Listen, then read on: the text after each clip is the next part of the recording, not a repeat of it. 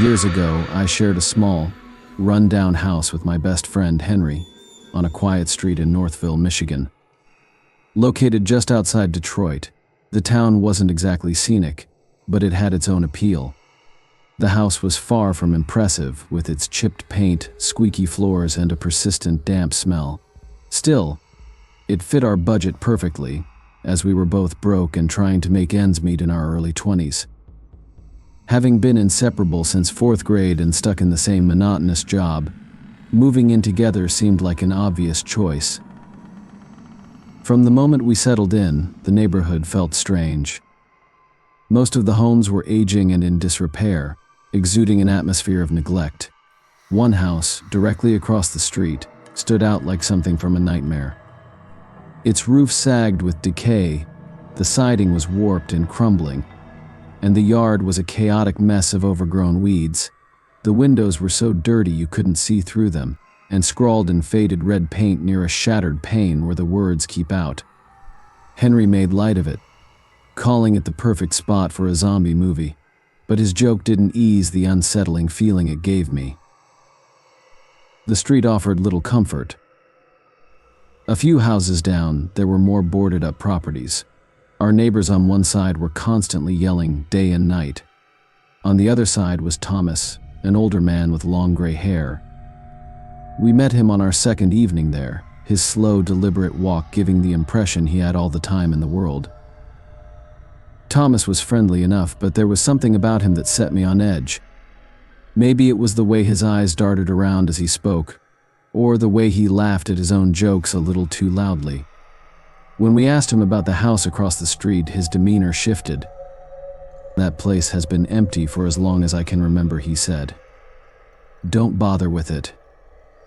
You don't want to go poking around there." "Why not?" Henry asked, ever the skeptic. Thomas shrugged. "Just don't. Trust me." That evening, after unpacking, Mark and I sat on the front stoop, smoking in silence. The cool air carried a faint smell of damp earth, and the buzzing streetlights cast flickering shadows on the cracked asphalt. My eyes kept straying to the house across the street, its dark windows staring back like empty sockets. As the sun dipped below the horizon, a sudden chill crawled down my spine, deeper than the cold.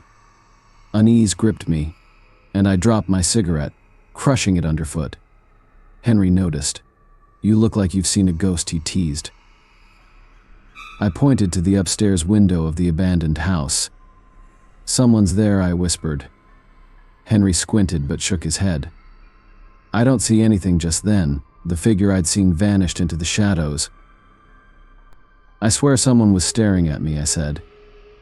Mark chuckled nervously but kept glancing at the house. "Maybe it's your imagination," he muttered. "We should talk to Thomas," I said. "He'd know what's going on over there." Henry nodded, and we crossed the street, heading toward Thomas's house. The closer we got, the more I felt like we were being watched, though when I turned to look back at the abandoned house, its grimy windows revealed nothing but darkness. Thomas's house was as messy as the man himself. Through the front window, we could see him slouched on his worn-out couch, bathed in the flickering glow of the television. Henry knocked on the door. "Hey, Thomas. It's Henry and Will. We need to ask you something." Thomas didn't move. He just sat there, eyes glued to the screen, as if he hadn't heard us. Henry knocked again, harder this time, and called out louder. Still, Thomas didn't react. His body language didn't change, and he didn't even glance in our direction. It was like we were invisible. "That's weird," Henry muttered. "He definitely heard us." I nodded, an uneasy feeling settling over me. Thomas had been eager to talk to us the day before, almost too eager. Now, he was ignoring us entirely, even when we were practically pounding on his door. It didn't make sense, and the eerie silence from inside his house only made my skin crawl. Henry finally gave up and turned back toward the street. "Fine," he said, his tone defiant. "If Thomas is not going to tell us what's going on, we'll find out ourselves." "What do you mean?" I asked, already dreading the answer. Henry gave me a sly grin. "We're going over there tonight. I've got my katana from my parents' house, and I'm not afraid to use it. If something's going on in that house, we're going to find out." The idea was ridiculous, but Henry was always the bold one, the guy who pushed limits and dragged me along for the ride. I didn't want to seem like a coward, so I reluctantly agreed, though every part of me screamed that it was a bad idea. When night fell, the neighborhood plunged into darkness. Flickering streetlights cast eerie shadows as Henry grabbed a katana and crowbar, while I carried a flashlight. Together, we crossed the street to the abandoned house.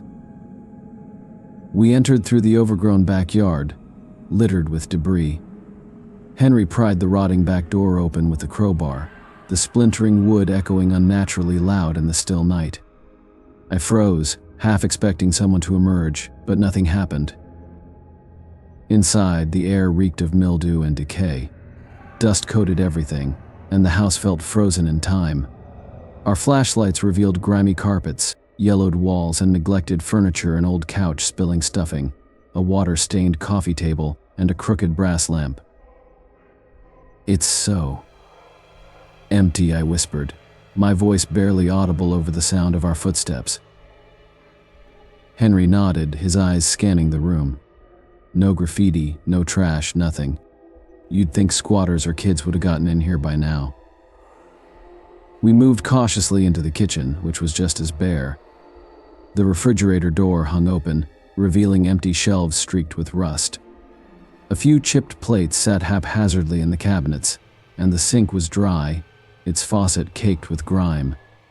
Despite the house's outward appearance, there were no signs that anyone had been here recently. That's what made it so unsettling.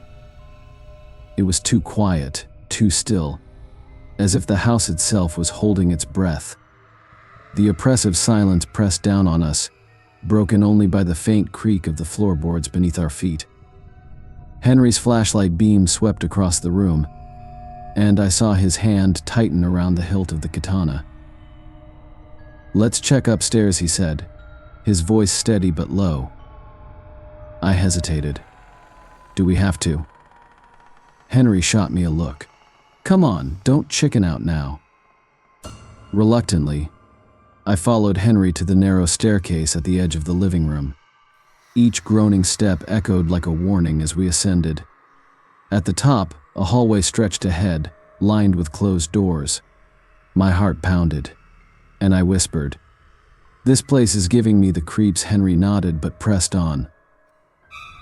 Halfway up, he suddenly called out, "Is anyone up there?" "Dude."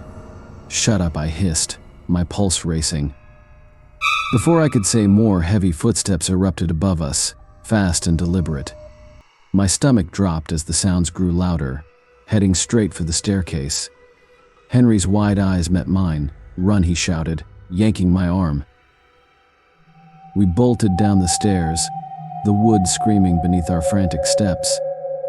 Bursting through the back door, we sprinted into the night, not daring to look back. We didn't stop until we were standing on our own porch, panting and gasping for breath. My chest heaved as I turned to look back at the abandoned house. Its dark windows seemed to stare back at us, cold and indifferent. That's when I saw him. Thomas was standing in his window again, watching us just as he had earlier. Only this time he wasn't merely staring. He was grinning, a wide, unsettling smile that made my skin crawl. The next morning, Henry came to find me, his face pale and drawn. "You need to see this," he said, leading me outside. On the outside of my bedroom window frame were scratch marks, deep, deliberate grooves etched into the wood. They were long and jagged, as though made by something sharp, something powerful. My stomach churned at the sight, and I felt a chill run down my spine. "This is it," Henry said, his voice firm. "We're not staying here another night." I didn't argue.